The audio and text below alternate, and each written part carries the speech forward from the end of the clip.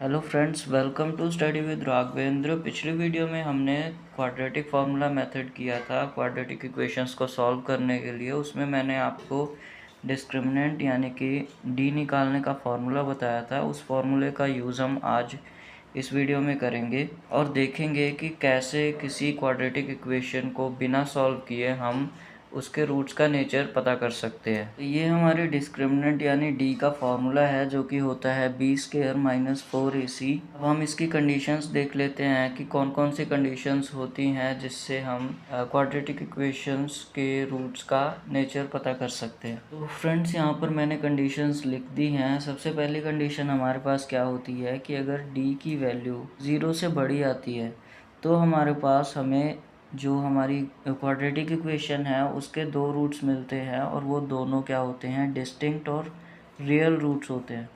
मतलब कि वो दोनों रियल नंबर्स में एग्जिस्ट करते हैं, और डिस्टिंक्ट मतलब कि दोनों ही अलग रूट्स होते हैं, अलग अलग होते हैं। जैसे एक 2 आ गया तो दूसरा 3 आएगा, दूसरा भी 2 नहीं आएगा। और उसके बाद हमारे पास सेकंड कंडीशन क्या होती है कि अगर d इक्वल टू 0 आ जाता है तो उसके लिए हमारे पास होती है कि 2 इक्वल रूट्स मिलते हैं हमें। 2 इक्वल रूट्स का मतलब कि दोनों ही रूट्स जो मिलते हैं वो बराबर होते हैं। जैसे 2 आया तो दूसरा भी 2 आएगा, 1 आया तो दूसरा भी 1 आएगा। और उसके बाद हमारे पास तीसरी कंडीशन क्या होती है कि d इज़ लेस देन 0।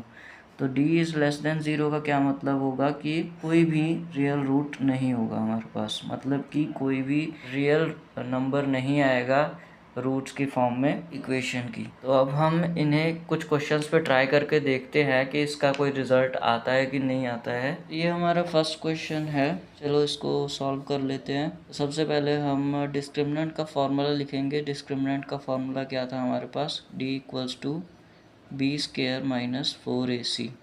अब इसी फॉर्मूले में अपनी जो हमारे पास टर्म्स हैं उनको पुट कर देंगे। तो पिछली वीडियो में मैंने आपको बताया ही था कि ए बी और सी कैसे पता करते हैं इक्वेशन में।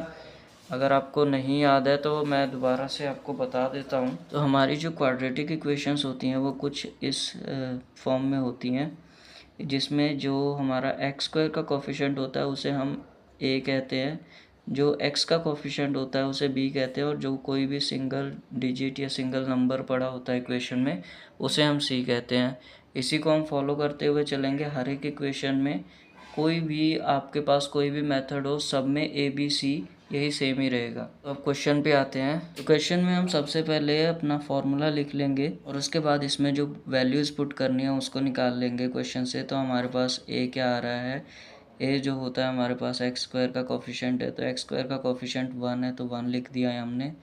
और बी हमारे पास क्या आ रहा है, -5 आ रहा है, क्योंकि एक्स का कोफिशिएंट क्वेश्चन में -5 है। और सी जो हमारे पास कांस्टेंट टर्म है, सिंगल डिजिट जो क्वेश्चन में पड़ा, वो हमारे पास 6 है।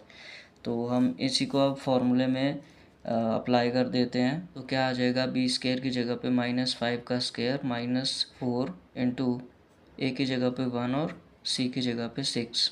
और उसके बाद सॉल्व कर लेंगे। -5 का स्क्वायर 25 हो गया, -4 इंटू 6 कितना हो गया 24, और मल्टीप्लाई किया 1 से तो 24 ही रहेगा।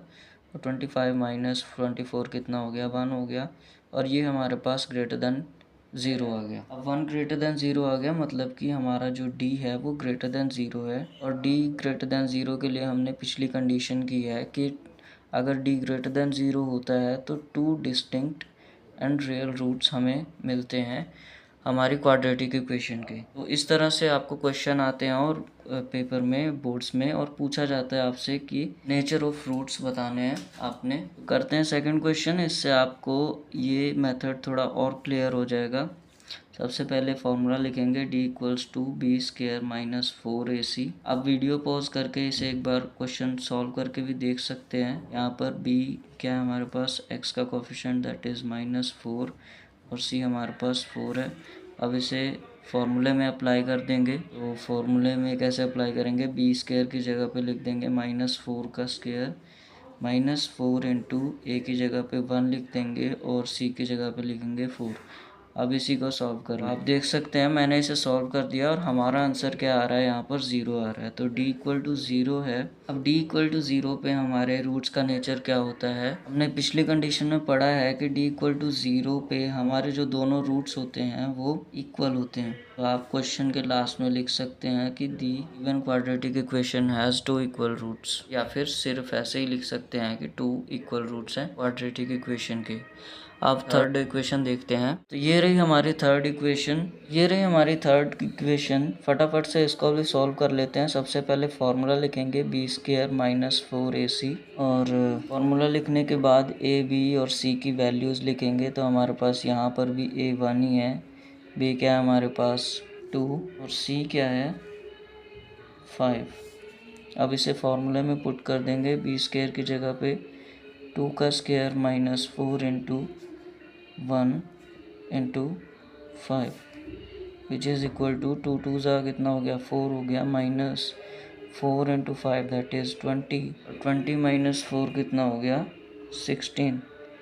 बट यहाँ पर एक ट्विस्ट है, यहाँ पर बड़ी डिजिट के साथ माइनस है तो आंसर में भी नेगेटिव साइन आएगा, और ये क्या हो गया लेस देन 0 हो गया। तो इसका मतलब क्या हुआ कि जो हमारे पास d यहाँ पे इस इक्वेशन में आ रहा है वो लेस देन 0 है, और हमने कंडीशन पढ़ी है कि लेस देन 0 जब d होता है तो हमारे पास रूट्स का नेचर कैसा होता है, नो रियल रूट्स। मतलब कि हमें इस इक्वेशन का कोई भी रियल रूट नहीं मिलेगा, कोई भी रियल एग्जिस्टिंग रूट नहीं मिलेगा। तो रूट्स का नेचर पता करने वाले क्वेश्चंस में आपको इसी 3 कैटेगरी के क्वेश्चंस मिलेंगे, जिसमें या तो d की वैल्यू ग्रेटर देन 0 आएगी, या d की वैल्यू लेस देन 0 आएगी, या फिर d की वैल्यू इक्वल टू 0 आएगी। और मैंने तीनों तरह के क्वेश्चंस आपको करके बताए हैं।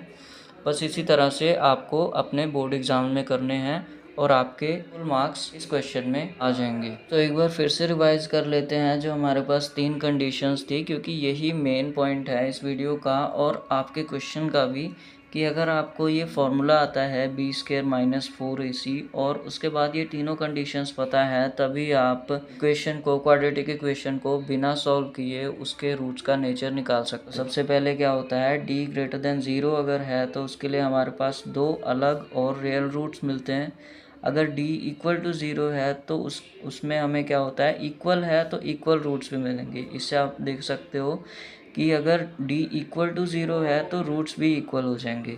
और लास्ट कंडीशन हमारे पास क्या है कि d अगर लेस देन 0 है तो उसमें हमें कोई भी रियल रूट नहीं मिलता है। मतलब अगर d पॉजिटिव है तो हमारे पास 2 अलग रूट्स आएंगे और रियल होंगे, और d इक्वल टू 0 है तो दोनों रूट्स भी इक्वल होंगे, और d अगर लेस देन 0 है तो कोई भी रियल रूट नहीं मिलेगा।